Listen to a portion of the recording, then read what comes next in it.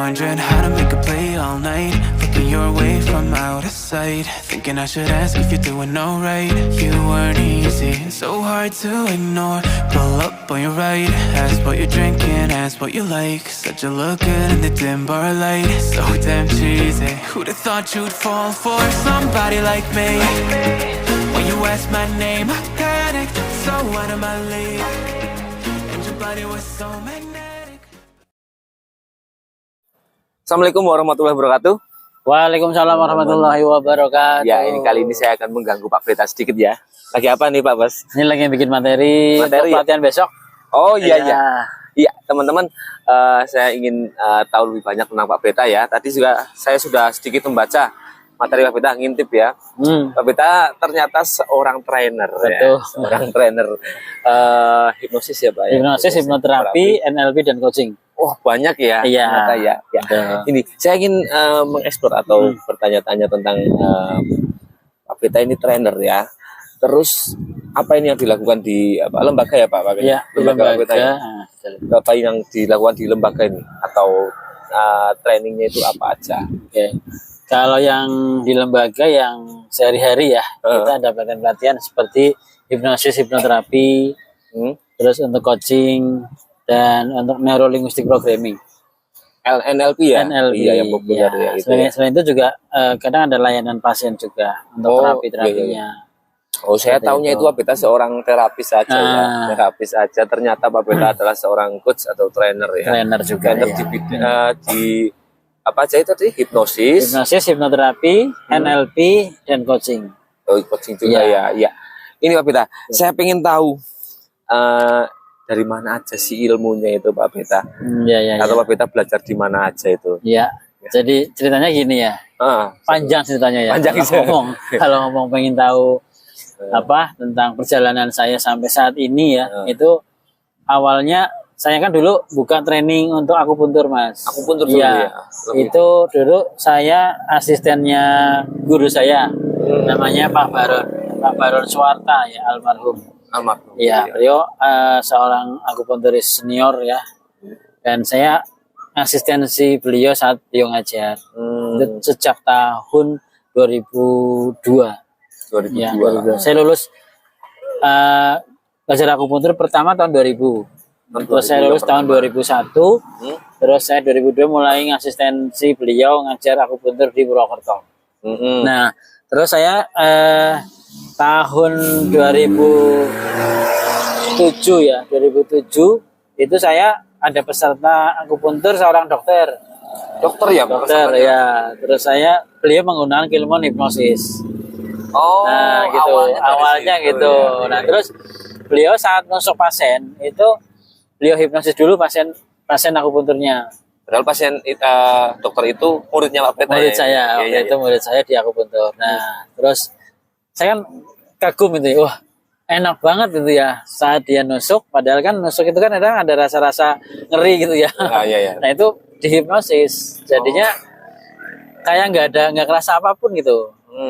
Nah ini kan saya perhatikan sekali, terus berikutnya 2 kali dia praktek selalu menggunakan keilmuan hipnosisnya untuk mengakupuntur pasien-pasien yang dia tusuk gitu ya. Ini mungkin penasaran itu ya. Akhirnya tahun 2008 saya nanya ke beliau, Bu, belajarnya di mana gitu ya. Terus ini pakai jin apa enggak? Terus ini beneran Bu pakai mantra-mantra hipnotis gitu ya. Nah, tahun 2007 itu kan hipnosis kan masih ini ya tabu ya. Iya, masih aneh gitu. Saya juga ikut aneh waktu itu, kok bisa gitu ya.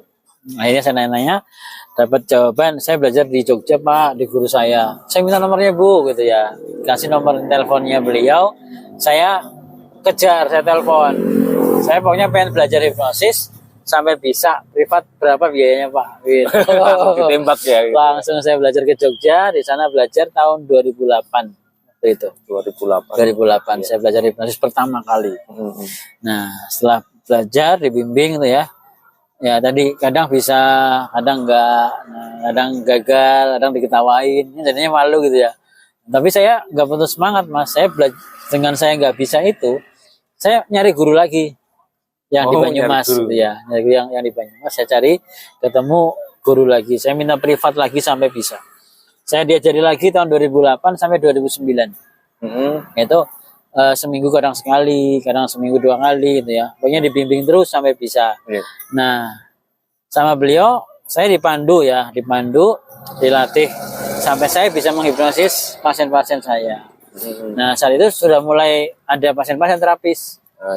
Pasien terapi pengen tenang, psikosomatis gitu ya. Terus kecemasan, gangguan tidur itu sudah ada pasien-pasien yang saya tangani saat itu. Terus karena ada beberapa pasien yang saya hipnosis kok nggak masuk gitu. Mempan lah ibaratnya ya. Mempan, terus kadang-kadang penolakan. Nah, saya merasa tuh di situ, wah, kayaknya ilmunya kurang gitu ya. Masih penasaran ya. Iya, kayaknya kok kok nggak bisa. Padahal pasien sudah antusias ya untuk terapi. Saya cari guru lagi. Saya nanya gurunya beliau, guru saya. Gurunya guru. Saya nanya, ini di mana di Jakarta? Jadi saya cari, saya daftar pelatihan ke Pak Yanur Indra. Pak Yanur Indra. Ya, almarhum ya. Almarhum. Saya belajar ke beliau. Nah, ternyata ada teknik-teknik yang modal nekat gitu ya. Jadi pokoknya nekat aja udah, nggak usah mikir bisa apa enggak ya gitu. Gitu. Ternyata saya ketika saya melakukan hipnosis, kenapa kadang gagal, terus pasiennya nolak. Ternyata saya sendiri yang terlalu merasionalisasi. Kira-kira bisa enggak ya? Masuk apa enggak ya? Wah, ini kayaknya susah nih orangnya nih. Nah, ini yang menghambat diri saya sendiri untuk melakukan hipnosis pada orang-orang. Nah, setelah saya ketemu dengan Pak Yanur Indra, saya belajar, wah, ketemu saya kuncinya. Nah, sejak saat itu saya babat aja gitu ya. Iya, terus ya. Nah, saat di pelatihnya Pak Yanur Indra ini saya juga ketemu dengan Pak Roni Efrono Dirjo. Beliau seorang trainer dari NLP, NLP The Society of NLP yang lisensi dari Orlando. Nah, dan di approve langsung oleh Dr. Richard Bandler, kreator NLP-nya. Itu yang di Amerika itu ya, Pak? Betul, ya? iya. Pernah dengar ini, Saya nanya, Pak, kalau ikut pelatihan NLP berapa itu ya? Saat itu masih 12 juta. Itu 7 hari gitu ya. Wah, saya coba. Itu tahun berapa itu? Itu 2009. 2009, 12 juta ya, masih besar banget ya itu ya. Besar. Nah, saya mikir saya dapat duit dari mana ya? 12 juta. Paling sama nginep-nginep juga mungkin lebih 15 jutaan bisa itu ya. Dapat dari mana itu ya bisa ikut pelatihan itu. Akhirnya saya tadi ya, karena saya punya pasien, punya training akupuntur juga ya. Alhamdulillah tuh bisa ngumpulin dari situ. Terus saya alhamdulillah pas ada training NLP saya ikut kelasnya Pak Roni. Nah, di situ saya dapat skill-skill NLP yang bisa menghipnosis tanpa tutup mata gitu. Ya, jadi hipnosisnya kayak gini langsung ngobrol itu ya. Itu sudah menghipnosis klien, sudah bisa buat menterapi gitu ya. Nah, ini kan sangat powerful banget gitu ya. Oh iya, dan itu yang nge-mix ya antara dua keilmuan ya. Betul. Akhirnya hipnosis dan NLP. Nah, akhirnya ketika saya dapat NLP, nah saya mulai nih gunakan hipnonya berbumbu NLP gitu ya. Ada mix hipno NLP gitu ya. Di situ saya campur untuk klien. Ternyata lebih asik gitu. Lebih asiknya gimana? Lebih asiknya saya menterapi itu lebih alamiah, nyantai gitu ya. Tidak ada beban, aduh aku harus berhasil nih, nggak ada. Ringan aja, ngalir aja gitu, enak aja. Jadi awal menterapi juga kita ngobrol biasa seperti ini, ngobrol-ngobrol, klien sudah oke, sudah sepakat, udah masuk kursi terapi udah enak. Nah, kalau dulu sebelum belajar NLP saya masih terbebani, aku harus gimana nih caranya bisa menghipnosis gitu. Iya, menganalisisnya beda ya. Betul. Berarti. Saat belajar NLP sudah ringan banget. Gitu. Sampai sekarang pun alhamdulillah, apalagi tambahan coaching ya yang saya ambil tahun 2015 waktu itu. 2015. Itu tambah ringan banget terapinya. Nah, semua keilmuan itu, hipnosis, hipnoterapi, NLP dan coaching, saya racik nih, saya ramu. Jadi sebuah pelatihan yang saya adakan. Ini pelatihannya lagi yang saya buat ya. Oh, lagi ini bikin materinya. Betul. Jadi harapannya para peserta yang belajar bersama kami di lembaga Puspita Delia ini tidak perlu mencari banyak guru gitu ya. Cukup satu guru tapi sudah mencakup keilmuan dari berbagai guru. Ya, gitu. Ya, fasilitator ya. sudah meramu berbagai macam keilmuan, Betul. jadikan satu. Apalagi Pak Beta ini basicnya kan medis ya, medis ya, Dari keperawatan. dari keperawatan Dan ya. jiwa lagi, keperawatannya jiwa. Pas ya. Iya. Gitu. Dulu juga kuliahnya di itu ya. Saya jiwa ya? S2-nya jiwa. S2-nya jiwa ya. Dari Unpad. Wah, searah sekali nih. Memang sengaja diarahkan. Oh, iya. Saya Tertarik di diarahkan. bidang itu Dan ya. Saya senang di bidang mental ya. Mental. Nah, kalau saya ngambil bidangnya mental yang resiko sampai dengan mental sehat. Kalau di gangguan jiwa ya saya nangani di tempat kerja saya. Tapi untuk yang di luar, untuk praktek mandirinya saya fokusnya ke mental resiko dan mental sehat. Itu yang fokusnya untuk apa? Motivasi, untuk gangguan-gangguan resiko seperti psikosomatis gitu ya. Itu lebih cenderung ke psikososialnya. Kalau prakteknya sendiri Pak, apa namanya pengaplikasiannya, berarti kan bukan praktek ya, terus menghipnosis seorang klien-klien kayak gitu. Itu masalah apa aja sih yang bisa diselesaikan dengan berbagai keilmuan yang Pak Beta miliki itu?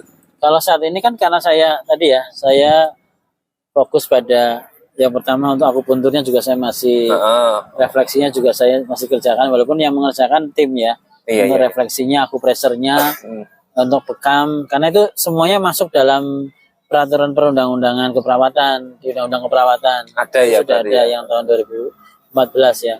Itu mengatur tentang praktek keperawatan komplementer. Nah, di dalamnya sudah mencakup itu. Makanya saya lebih fokus pada terapi-terapi fisik ya dan terapi psikologis. Jadi kalau boleh dibilang ya kalau toko itu kelontong lah ya. Kelontong. Banyak. Bisa fisiknya oke.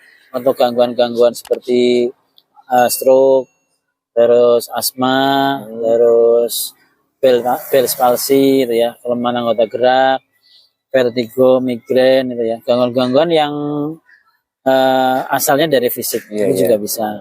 Terus juga gangguan yang asalnya dari psikologis seperti psikosomatis, insomnia, kecemasan, terus psikosomatis yang lain misalnya tadi ya gangguan tidur tadi insomnia ya. Insomnia yang banyak tadi psikosomatisnya Mas. Psikosomatis. Terus sekarang yang lagi banyak juga yang ini, yang kecanduan gadget. Oh ya, sering jenis-jenis kecanduan seperti itu ya, terutama gadget ya. Betul. Sering menangani itu ya sekarang kita lagi ya. Terus juga ini perilaku-perilaku yang kekerasan. Anak yang suka ngamuk gitu ya. Ada juga yang karena faktor tadi kecanduan gadget tadi. Sampai ngamuk ke orang tuanya, ngamuk ke bapak ibu gurunya gitu. Itu saat ini yang lagi in itu banyak. Makanya kita bikin channel banyak ya tentang kecanduan gadget tadi. Motivasinya dari situ ya Pak ya. Betul. Kepedulian kita ya kepedulian kita terhadap perkembangan zaman ya. Anak-anak kecanduan gadget itu kan meresahkan banyak orang tua. Betul. Makanya kita tetap bikin konten yang video-video yang tentang anak kecanduan gadget itu, salah satu motivasinya adalah itu. Betul.